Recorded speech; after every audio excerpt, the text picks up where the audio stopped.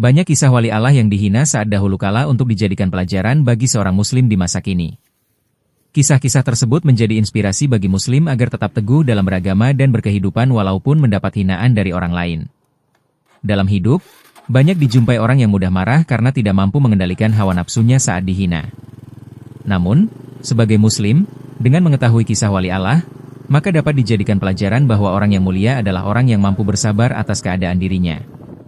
Mengutip buku Bahaya Aliran Kebatinan, Asaduddin, dan kawan-kawan, 2011, wali Allah adalah orang yang menjadikan Allah sebagai tujuan utama dari semua yang dikerjakannya. Ada beberapa kisah wali Allah yang dihina. Dua di antaranya adalah sebagai berikut. 1. Kisah Abu Bakar Al-Mubarak. Abu Bakar Al-Mubarak memiliki nama lengkap Abu Bakar Al-Mubarak bin Sa'idi bin Ed-Dahlan. Beliau adalah salah seorang ulama yang ahli dalam nahwu atau ilmu bahasa Arab. 1. Kisah Abu Bakar Al-Mubarak. Abu Bakar Al-Mubarak memiliki nama lengkap Abu Bakar Al-Mubarak bin Sa'idi bin Ed-Dahlan. Beliau adalah salah seorang ulama yang ahli dalam nahwu atau ilmu bahasa Arab. Selama perjalanan hidupnya, Abu Bakar Al-Mubarak mempelajari bahasa Arab dan menghafal beberapa syair insinyur Arab. Bahkan beliau hafal banyak hikayat-hikayat, menguasai beberapa bahasa, seperti bahasa Arab, Turki, Romawi, Habasyah, dan Negro. Ibnu Katsir dalam kitabnya Al-Bidayah wa An-Nihayah, menyebutkan bahwa Abu Bakar Al-Mubarak adalah seorang ulama yang tidak pernah marah sama sekali. Kepribadiannya yang tidak pernah marah, pernah membuat beberapa orang bertaruh kepada orang yang mampu membuatnya marah. Orang yang diminta untuk membuat Abu Bakar Al-Mubarak pun mendatanginya dan bertanya tentang satu persoalan. Mendapat sebuah pertanyaan, Abu Bakar Al-Mubarak pun memberikan jawabannya. Karena ingin membuat Abu Bakar Al-Mubarak, orang itu membantah jawaban yang diberikan. Mendengar bantahan tersebut, Abu Bakar Al-Mubarak tetap memberikan jawaban yang sama. Namun, kali ini dengan diksi kalimat yang berbeda. Karena niatnya ingin membuat Abu Bakar Al-Mubarak marah. Orang itu pun bersikeras dan menuduh Abu Bakar Al-Mubarak berbohong. Dia pun berkata, "Engkau telah berdusta, menurutku engkau telah lupa ilmu nahwu." Dengan sabar, Abu Bakar Al-Mubarak menjawab, "Sampaikanlah apa yang menurutmu benar agar kami bisa belajar darimu." Mendapat jawaban seperti itu, orang tersebut justru mengucapkan kata-kata kasar. Abu Bakar Al-Mubarak hanya tersenyum seraya berkata, "Jika engkau bertaruh, sesungguhnya engkau telah kalah. Engkau seperti seekor nyamuk yang jatuh ke tubuh gajah." Ketika ia akan terbang, ia berkata kepada gajah, "Berpeganglah, aku akan terbang." Gajah itu menjawab, "Aku tidak merasakan apa-apa ketika engkau jatuh di tubuhku. Oleh sebab itu, aku tidak perlu berpegang ketika engkau terbang."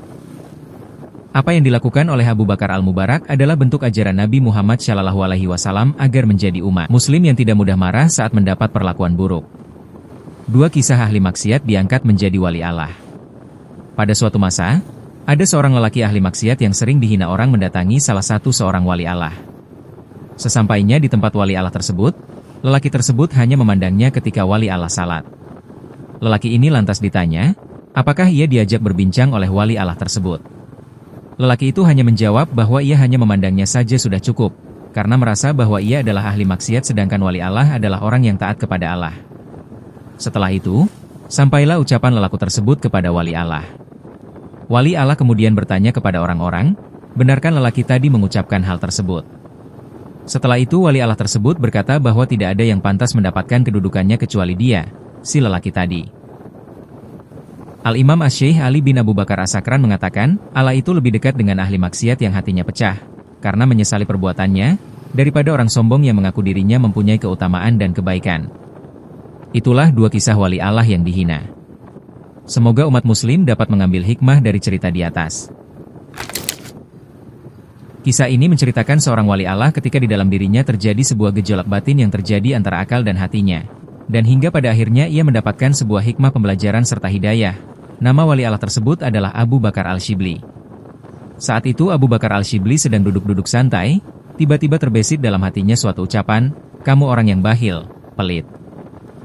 Akalnya pun mencoba menolak dan melawannya. Ia mencoba meyakinkan dirinya bahwa dia bukan orang yang pelit. Namun tetap saja, hatinya terus saja mengatakan bahwa dia adalah orang yang pelit. Hal itu lalu membuatnya bertekad bahwa suatu saat, jika ia memiliki banyak harta ia akan memberikannya kepada orang yang membutuhkan, fakir, yang ia temui pertama kali di hari itu. Hingga, suatu hari, ada seorang teman datang kepadanya dengan membawa uang sebanyak 50 dinar, suatu jumlah yang lumayan banyak. Pakai uang ini untuk memenuhi kebutuhanmu, kata temannya itu kepada Al-Shibli menawarkan bantuan. Sebagaimana niatnya semula, maka yang ia butuhkan saat itu adalah memberi orang fakir. Tak lama setelah itu, ia pun keluar dari rumahnya untuk mencari orang fakir yang akan menerima pemberian uang darinya. Ternyata yang pertama kali ia temui hari itu adalah orang fakir yang buta. Saat itu, ia sedang potong rambut di sebuah tempat jasa potong rambut. Ia pun memberikan bungkusan yang berisi uang 50 dinar yang ia bawa kepada si buta. Namun, siapa sangka, ternyata uang itu ditolaknya. Justru ia menyarankan kepada Al-Shibli agar uang itu diberikan saja kepada si tukang cukur, sebagai ongkos jasa mencukur. Yang benar saja. Ini uang yang sangat banyak, 50 dinar.